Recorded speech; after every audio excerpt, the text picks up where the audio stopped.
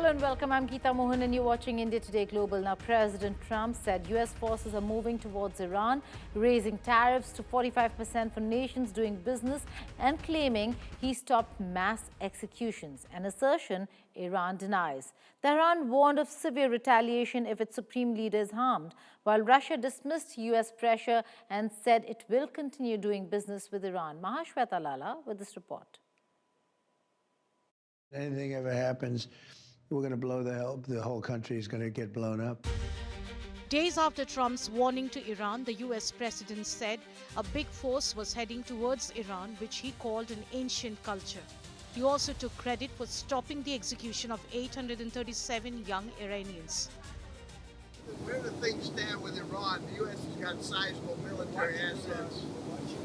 You know, we have a lot of ships going that direction, just in case. We have a big flotilla going in that direction, and we'll see what happens. Big force. We have a big force going toward Iran. I'd rather not see anything happen, but we're watching them very closely.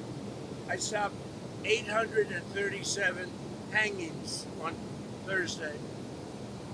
They would have been dead. Every one of them would have been hung. This is like from 1,000 years ago. This is an ancient culture. Very smart people, by the way, but it's an ancient culture. 837, mostly young men, were going to be hung on Thursday. And I said, if you hang those people, you're going to be hit harder than you've ever been hit. It'll make what we did to your Iran nuclear look like peanuts. And an hour before this horrible thing was going to take place, they canceled it. And they actually said they canceled it. They didn't postpone it. They canceled it. So that was a good sign. But we have an armada. We have a massive fleet heading in that direction. And maybe we won't have to use it. We'll see.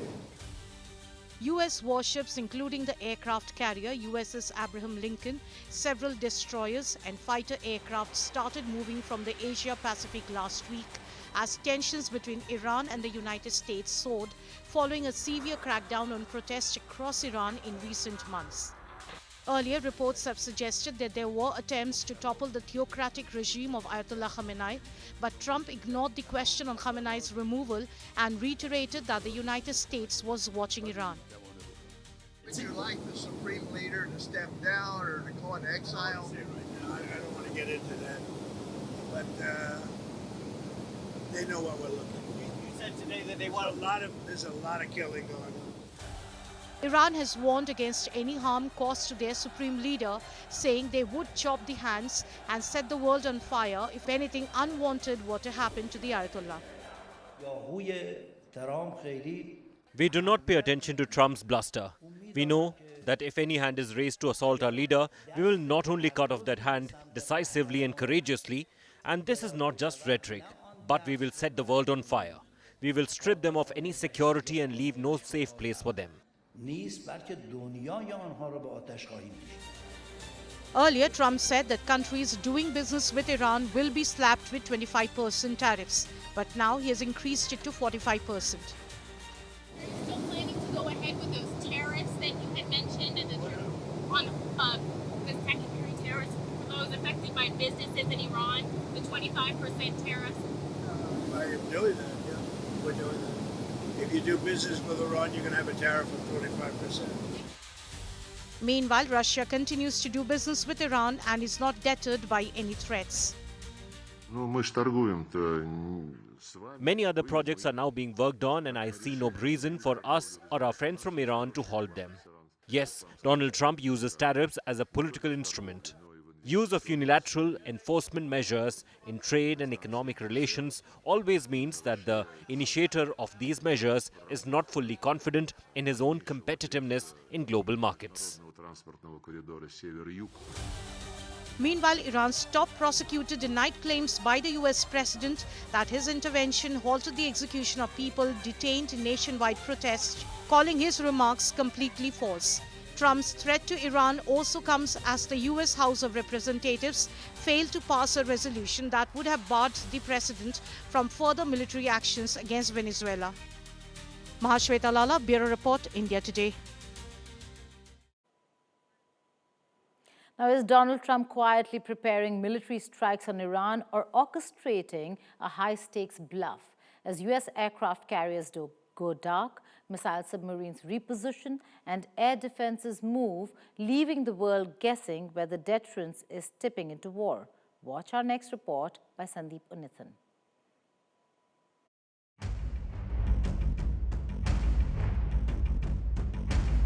Is President Donald Trump planning to strike Iran? Strike assets like nuclear-powered aircraft carriers and possibly nuclear-powered cruise missile submarines are being moved into place. When Trump threatened to strike at the regime in Tehran in early January after a crackdown on civilian protesters, there were no US carrier strike groups in the region. The closest aircraft carrier was the USS Abraham Lincoln, far away in the South China Sea. GCC countries refused to allow their bases to be used to strike at Iran. But things have been moving on since then. The Lincoln Strike Group was asked to move towards the Arabian Sea. On the 20th of January, the Lincoln Carrier Strike Group crossed the Malacca Strait and entered the Indian Ocean. The Carrier Strike Group was doing a speed of over 20 knots, after which it went dark, a euphemism for the strike group switching off its AIS or Automatic Ship Identification System to hide its location. But given its course and speed, the Lincoln Strike Group could be entering the Arabian Sea by the 23rd of January. The Lincoln is escorted by destroyers and one or more nuclear-powered attack submarines, which provide it with an unprecedented air and underwater screen. The Lincoln has between 48 and 60 FA-18 strike aircraft, which have an unrefueled range of around 2,300 kilometers. The Arabian Sea begins here near the tip of India. So for launching these aircraft to strike at Iran, the carrier, the Lincoln, will need to travel further up towards the North Arabian Sea. Now, the Lincoln could also be accompanied by one or more of these unique submarines, the Ohio-class SSGNs. These are underwater missile barges, strategic ballistic missile submarines converted to carry Tomahawk guided missiles. Now, one Ohio-class SSGN carries 154 Tomahawk guided cruise missiles. Now, there's other activity to suggest that airstrikes against Iran may be imminent. Between the 20th and 22nd of January, multiple flights of C-17 heavy military transport aircraft have been landing at the Mafraq Al-Khwaja Air Base in Jordan. Now, this indicates some kind of defensive weapons, possibly Patriot 3 missile batteries, are being moved into place to protect Israel from Iranian missile attack, as Tehran has threatened to attack Israel in the past if the US attacked it. Now, the US could also be moving in B-2 stealth bombers to strike at Iran, as it did during the June 22nd Operation Midnight Hammer strikes last year. Now, these bombers can fly off the Diego Garcia Island base or fly in directly from the continental United States. That's because they have an unrefueled range of over 11,000 kilometers, and they can carry something like 20 tons of weapons, including air-to-surface missiles and bombs. Now, the US used both B-2s and Ohio-class SSGNs to strike at Iran during Operation Midnight Hammer. That was to destroy Iran's nuclear weapons capability last year. The question is what Trump wants to do with Iran this time around in 2026. Now, after Trump's fiery attack on Canadian Prime Minister Mark Carney at Davos, where he said that Canada lives because of the United States, the US president has now rescinded the invitation to Canada on board of peace. The US president on Truth Social posted the announcement. Trump posted, and I quote, "Dear Prime Minister Carney, please let this letter serve to represent that the Board of Peace is withdrawing its invitation to you regarding Canada's joining what will be the most prestigious board of leaders ever assembled at any time." This US-Canada rift started after the Canadian Prime Minister received a standing ovation for his speech at Davos, in which he urged nations to accept the end of a rules-based global order. Meanwhile, Spain has also declined Trump's invite to join the Board of Peace. Carney pushed back against Donald Trump's claim and said the country thrives on its own values of inclusion, openness, and shared prosperity. A day after Trump's remarks at the World Economic Forum in Davos, Carney said Canada's strength came from its people and its institutions, not its dependence on any single partner. When we live our values, we grow as individuals and we build as a people. When we're kind, kindness grows. When we're united, unity grows. When we're Canadian, inclusive, fair, ambitious, Canada grows. Canada and the United States have built a remarkable partnership in the economy, in security, and in rich cultural exchange. But Canada doesn't live because of the United States. Canada thrives because we are Canadian.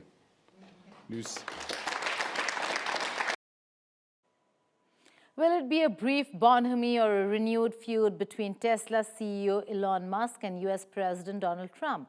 Because Elon Musk joked about Trump's board of peace at Davos. Musk said US President Donald Trump's board of peace is little piece of Greenland, little piece of Venezuela.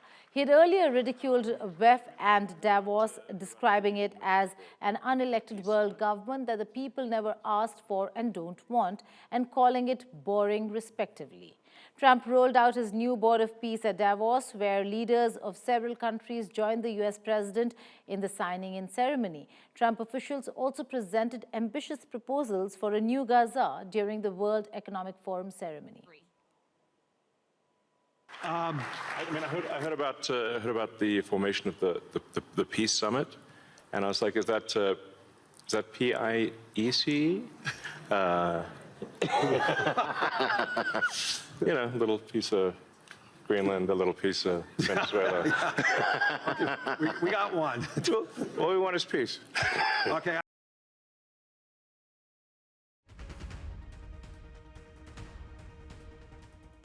India's most influential news platform, the India Today Group, had a decisive role to play at the World Economic Forum, with Vice Chairperson and Executive Editor-in-Chief Kalipuri first leading a conversation on India's growth story and then joining an elite panel of global journalists to discuss the challenges facing journalism, from government interference to trust and the impact of artificial intelligence. What is the state of the fourth estate? It was in this high-stakes dialogue at the World Economic Forum that India's top news network also found a place. In a time of growing global disorder, as authority increasingly presses upon the fourth estate, how has the India Today Group navigated these challenging times? The third estate, which is sort of not really wanting you to call out problems. They want more confirmation bias, which puts the media a little bit more on the back foot. Because if you're always serving your audience with a confirmation bias, how do you then go around doing the watchdog job that you need to do? Everyone always wants more. And I would obviously like even more freedom to do more things. But I think that we have to work within a cultural context. In the end, media are observers, and we are front row to history being made. We can't just go around giving our own opinions on things. There is space for that, obviously, and we have that, but that's a mix in the bigger plate. Ms. Puri also touched upon how the India Today Group is ensuring that journalism still remains people-centric. One of the things that we are working on, and I think that it's nascent and it has had a good impact, is go back to creating constructive, candid conversations. We've actually set up a whole unit just to do that, triple Cs, where you get people from different communities who don't agree with each other to talk to each other and take out the experts, the journalists, the politicians out of that conversation. We in the media sometimes try to console ourselves by saying, well, trust in all institutions is going down, trust in Congress, trust in organized religion. Well, fine, but trust in the media not only should be high because we are in a trust business, but it has to be high because I don't think you can have a well-functioning democracy where there is pervasive mistrust about the organizations that seek to purvey core facts about the way in which we organize our societies and live our lives. The discussion also focused on use of AI in news broadcast and how it can be a double-edged sword. I think many of us researchers are really worried about. That is how AI can be self-reinforcing and feeding itself evidence that it's itself generated. Ms. Puri too addressed both the promise and the perils of AI.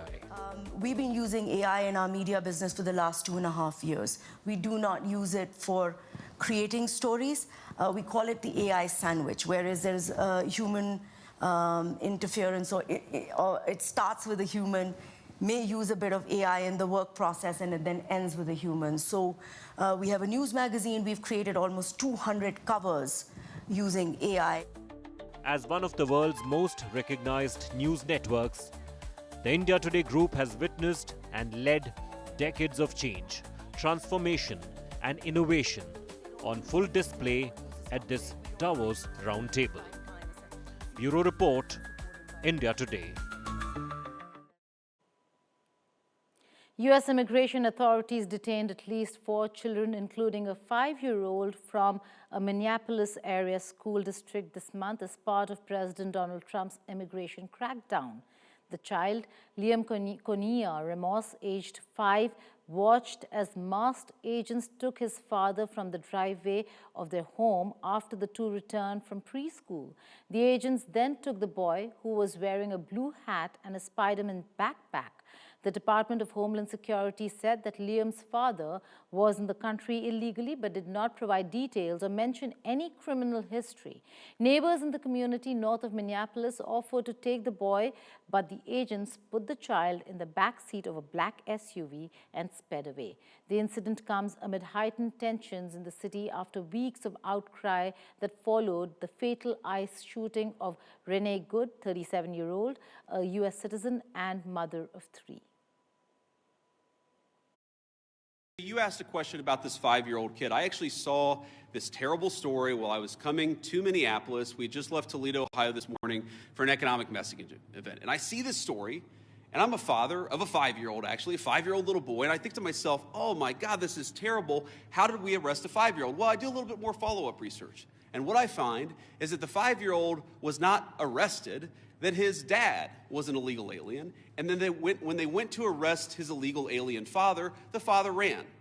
So the story is that ICE detained a 5-year-old. Well, what are they supposed to do? Are they supposed to let a 5-year-old child freeze to death? Are they not supposed to arrest an illegal alien in the United States of America? If the argument is that you can't arrest people who have violated our laws because they have children, then every single parent is going to be completely given immunity from ever being the subject of law enforcement. That doesn't make any sense. No one thinks that makes any sense.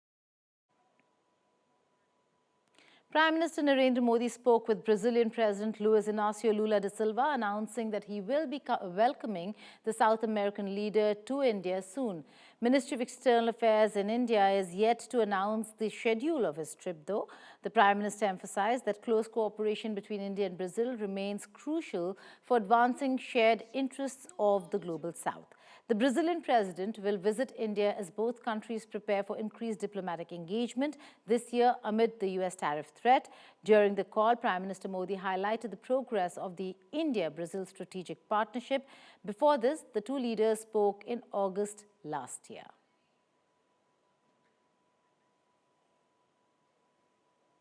That brings me to the end of this show, but before I go, here are some other stories doing the rounds from across the world in World at a Glance. Goodbye and take care.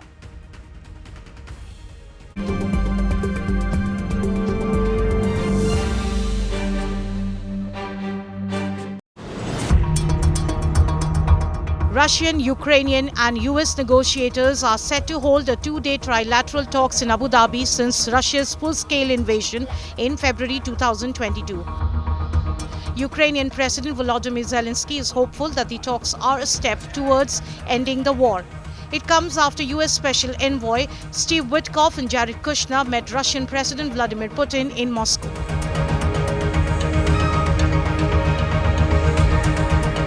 TikTok's Chinese owner ByteDance finalized a deal to set up a majority American-owned joint venture company to avoid a US ban on the popular social media app used by more than 200 million Americans.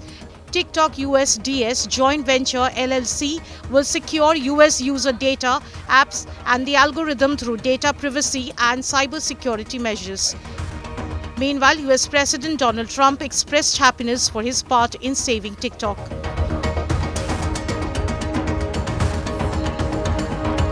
President Donald Trump has filed a $5 billion lawsuit against JP Morgan Chase and its CEO, accusing the lender of debanking him by closing accounts for political reasons. The lawsuit filed said the nation's largest lender violated its own policies by singling him out to ride the political tide by terminating several of his accounts.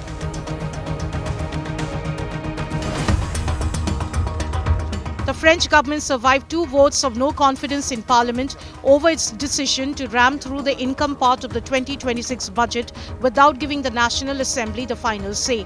A total of 269 lawmakers voted in favour of the no confidence motion presented by the hard left France Unbowed together with the Greens and Communists, whereas 288 votes were required to bring down the government.